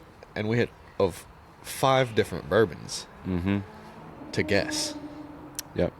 Did we have to drink all of them? No. We didn't. Did we? Decisions were made. Yes. Because this seems wasteful. Actually, Yeah. I think I didn't finish mine, to be honest. That was a lot of liquor. Mhm. But It was a fun. It was simple, but it was a fun. It was fun. Fun little thing. I enjoyed it. Yeah. We got to figure out where we're going to go to dinner tonight. I know that. Yep. Because our reservations did not work out. Yep. So, since it was mentioned earlier, the history of this event. Do you know any more about the history? So this is one of the oldest running. What else? What else is unique about this? I know it's one of the. Let me make sure I say this right. It's one of the only ones that does a bull futurity. Is that right? That's true. There are a few that do bull futurities, but not every futurity includes bull classes. A lot of them are just heifers because they don't want to mess with bulls. Bulls are like, teenage boys. They can get a little rambunctious and they can get a little ornery. Yeah, I noticed the So- guy that was working the sale. There was 1 or 2 that came out, and before it even came out, he must have known who it was because Yeah. he immediately went behind the guys will talk to each other. Like this guy, I've worked the ring some, but like the guy in the ring and the guy right outside the door that's pushing them into the ring, like they'll kind of relay if one is acting a little, one is acting a little wild or something like that. They'll kind of relay it down like, hey, one coming in hot, coming in hot, coming Okay. in hot, and then. That way the guy who's in the That ring makes sense. doesn't just get blindsided Right. by a bull who ain't feeling it that day. Yeah. Because it happens, but we definitely try to not let it happen. Yeah. Yeah, because I could tell there were some he was really comfortable with, and then others he was like, Yeah. I don't want to mess with this guy. Some will get a reputation too. So by the end of the year, people kind of have an idea of what's going on. And if one has a reputation for being a little hot, they might already know if he's coming up to go ahead and get behind the gate. Yeah. Okay. Well, that makes sense. Um, But yeah, back to the. Back to the history of the futurity. Yeah. So I don't know a ton besides Miss Ann Gravitt, her husband Ben Gravitt, who has since passed away, started it, and Started this whole thing. the Millennium Futurity. Okay. Yeah, because Wow. that was I guess they were involved in the horse world, and that was something that they did in the horse world, is my understanding. So they decided to figure out how to apply that to Longhorns in order to help as a marketing tool, basically. And so when it first started out, you become a partner, and it still is that way. That's something that's unique to the Millennium Futurity, is that you can buy in as a partner. So right now it's $5,000, and your ranch buys in as a Millennium Futurity partner, and that means that gives you the ability to consign to the heifer sale, which is tonight. Okay. Only partners can consign their animals, so that kind of gives it a little bit of incentive. And this is a premier heifer sale, so all kinds of people are going to be watching and bidding, but only partners can consign. Okay. But anybody can show in the futurity, so you get lots of participation that way. Something that they're doing new this year is that if a partner, so the prize for Grand Champion Bull and Heifer is $1,000, but if you're a partner and you win Grand Champion, it's $10,000. So a little bit more incentive for the partners there. And what does adding Grand some Champion mean? value? So Grand Champion is basically overall high point In the futurity. in the futurity. The So they're heifer in classes. futurity. So in order to win your class, You just have to have, when the animals come in, they're judged. Right. The judges' scores are averaged. The high and the low is thrown out, and they average the 3 in the middle, and that's that animal's score. So the highest point, whoever has the highest score of each class wins their class. Whoever has the highest point overall, the highest point of, the highest point all day, is grand champion. Okay. That's the way they do it. There's other ways to do grand champion. They call that high point, heifer and bull. But like kind of what Josh was saying, and what they've done it before, where the winner of every class goes into a pin in the back on its own, and they line them all up next to each other, and then the judges go back there and look at them side by side and just choose one. Like all the judges vote, and they kind of like a jury have to come together and decide like unanimously which one is Okay. The grand champion. the best. Okay. Yeah. So there's a few different ways to do it, but the way they're doing it here is high points. So whoever has the highest score overall is going to be grand champion. Just pointing out. Your computer says low battery. Oh, it's plugged in, isn't it? And why it isn't charging? There you go. There we go. I like that the charger on the MacBook IT is guy. magnetic. IT guy in the house. IT. That could be a meme. Like, hey, your battery's low. You should probably plug it in. IT. IT. Yep. That's Nick. Yeah. same. IT for the Big Iron Podcast. I really I'm gonna give you like a producer's credit or something. nice. I don't know how to do that. That's going on my resume too. Yeah, IT for the Big Iron Podcast. Yep. Yep. Yeah. So when they first started the Millennium, what I was saying is, as a partner, the draw of kind of the incentive of being a partner then was that you get your registration paper of your animals can be stamped with the Millennium Futurity seal, which means that they're eligible to compete in the Millennium Futurity.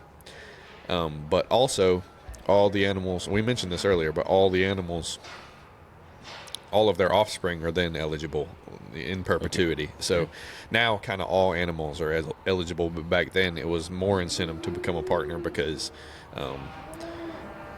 you could get that stamp and then you could participate in the futurity. Now pretty much anybody can participate in the futurity, but right, not because of in the sale. Yeah. Okay. Unless you're a partner. Right. Okay. Yeah. Nice. So that seems like a good model for the sale itself, even to generate revenue too. Yeah, for sure. And people kind of the partners kind of try to bring their best because we're all interested in making this sale successful. So kind of, so there's some people usually dig deep and pick one of their best heifers to bring to the Millennium Futurity sale. Okay. Yeah. So there's real buy-in. Yeah. Right. Okay. Yeah.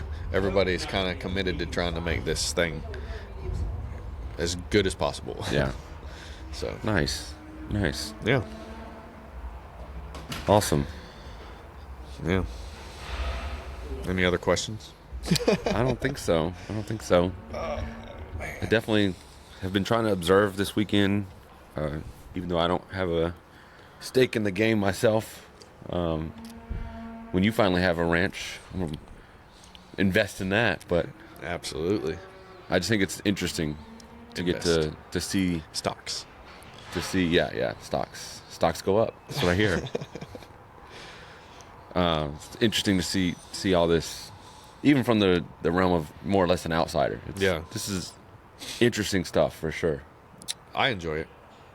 I think this is a pretty interesting career that I have found myself. I would say so. There's a lot of different avenues that I can take to support my family doing this, which I think is really awesome. I mean, obviously, being a ranch manager, I make a salary at that, and then so now I'm getting to the point where I'm kind of buying some of my own cows, and you can, make some revenue on that. And then now we've started this podcast where, content based on Longhorns basically, and kind of this world that I'm in, and I think it's fun and interesting to You gonna sit down, Chase? Okay.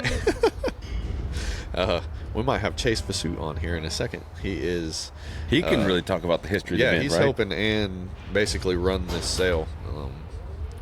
Chase is involved heavily in a lot of different aspects of the Longhorn industry, especially in sales. He does pedigree reading and helps Dan Huntington with all that. Greg Cott, how's it going, buddy? Doing good. Good. Beautiful day. It is a beautiful day. Yeah, we haven't talked about the weather. This Kentucky Beautiful day weather for Longhorns. is. It feels so nice out here. It does. It is very nice weather. What's up? Pull up a chair, Chase. Pull up a chair. Nick was just asking me kind of about the history of the Millennium Futurity.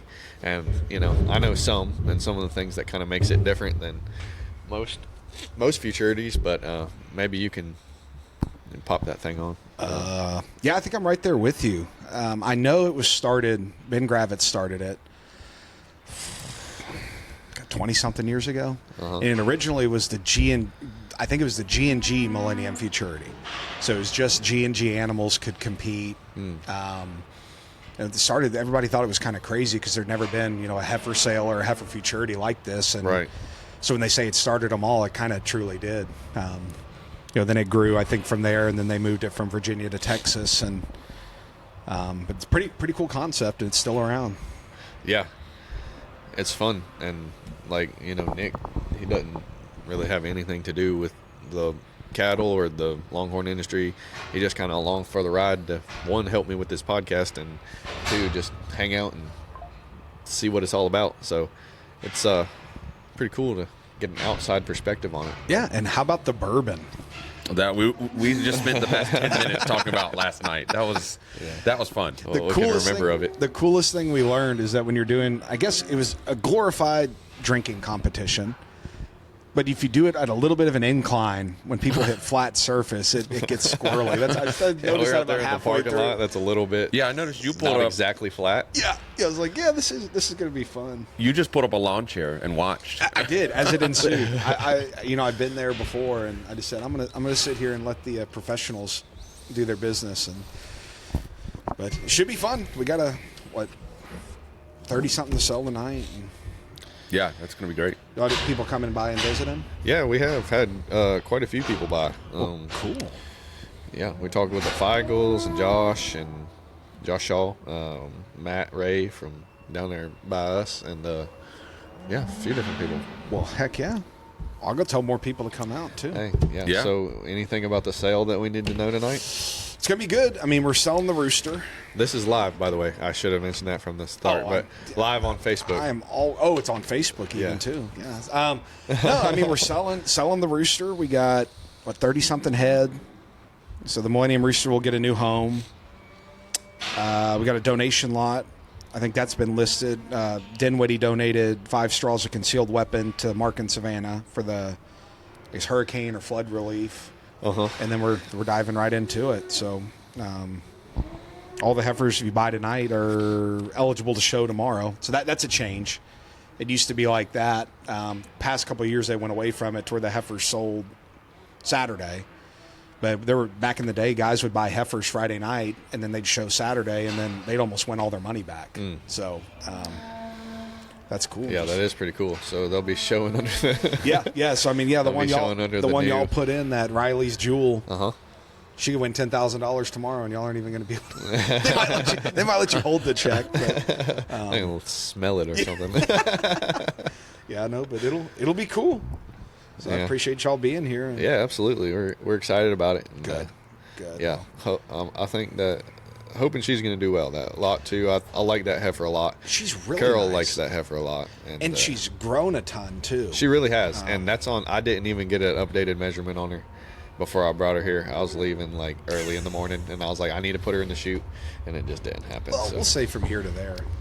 That's on most of them. But Yeah, but anybody who wants to go look at her, you can tell how much she's grown since her picture. Oh yeah. So How do you keep up? Because every time someone mentions a cow, you're like, oh yeah, that from 6 months ago when I look at it was this, and their pedigree is this. How are you so? Do you have photographic memory? What is this? No, I wish. I wish that my skills could be put to something other than cattle. like stock market, something like that. But it's just repetitive at that point. I mean, and you see these animals grow up and you get to know the people. So a lot of these heifers we've seen show throughout their whole life, and and putting the catalog together.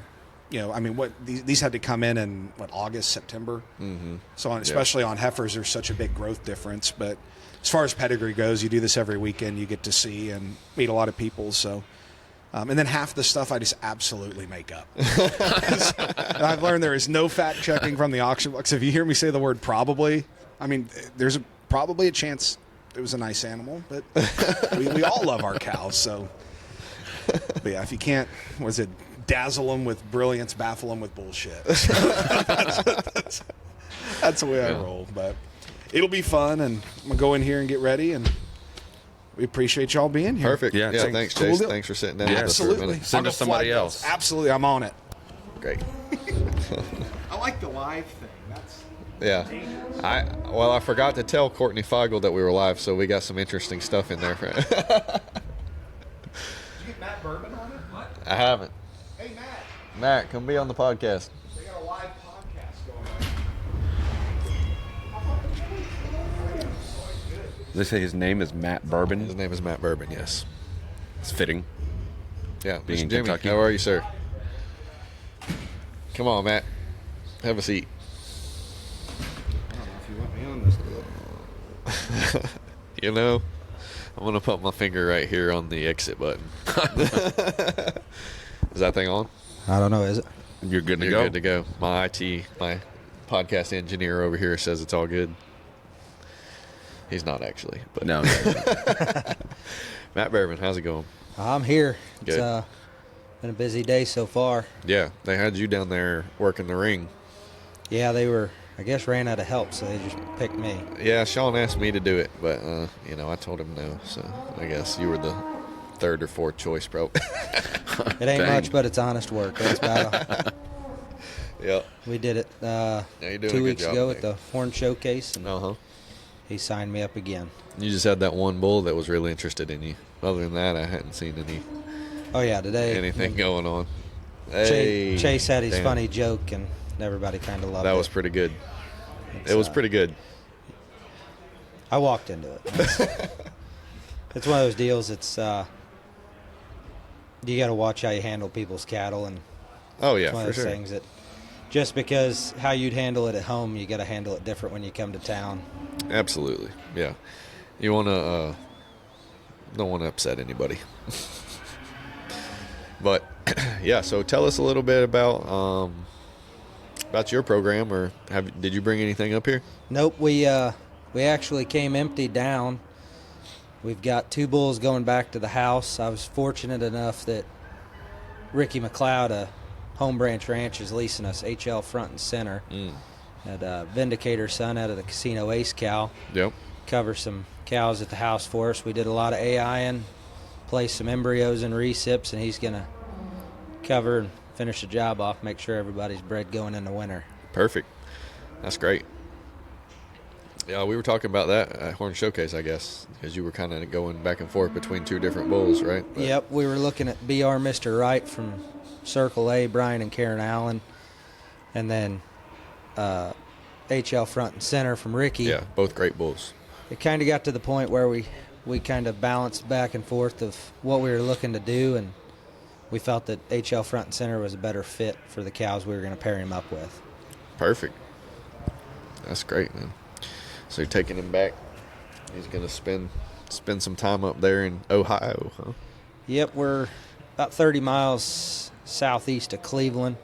Going to hopefully have him done with his job by Christmas, because by Christmas time it gets a little chilly, and he'll want to come home. He's going to want to go back to South Carolina. Yeah. He's going to be like, what is all this?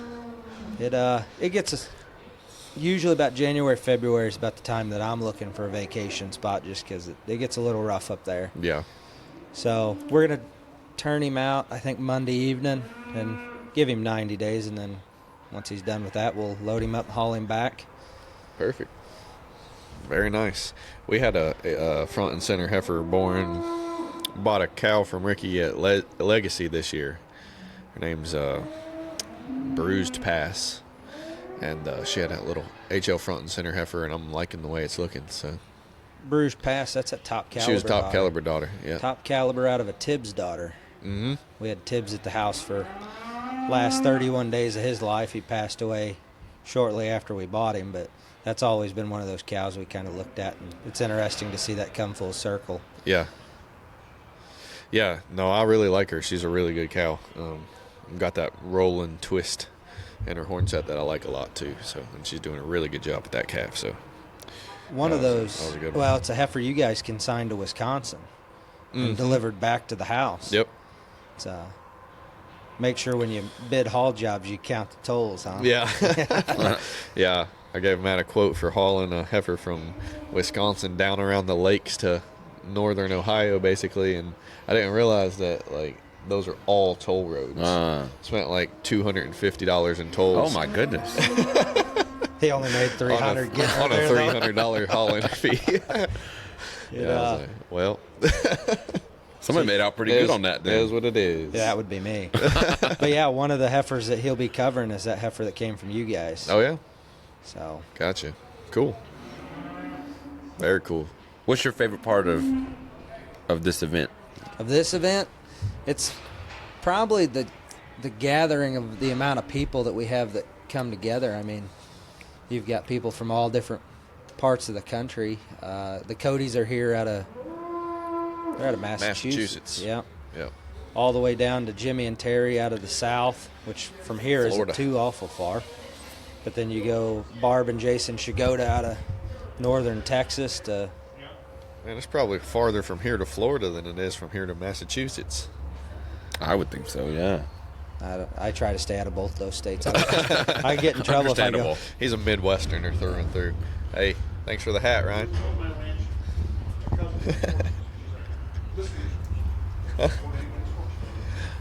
Yeah. Then you got Travis Johnson. I know. Tell me about Travis Johnson. Travis, how far is it from here to Florida? Only 9.5 hours. 9.5 hours. Oh, that's not bad at all. How's that work? That's almost how far we had to go. That math ain't mathing for me. I don't know. It's crazy when you say 9.5 hours is close, but I know, you consider what was it for you out to El Reno? Like 18, 19 hours. It's about what it was for us, Yep. and it's just get in the truck and drive. But it's nice to have everybody that comes together. There's only 2 more big events the rest of the year, so I'm not going to make it to the last 2, but it's the last big gathering I'll be at. So it's nice to see everybody before you head into winter. Yeah, absolutely.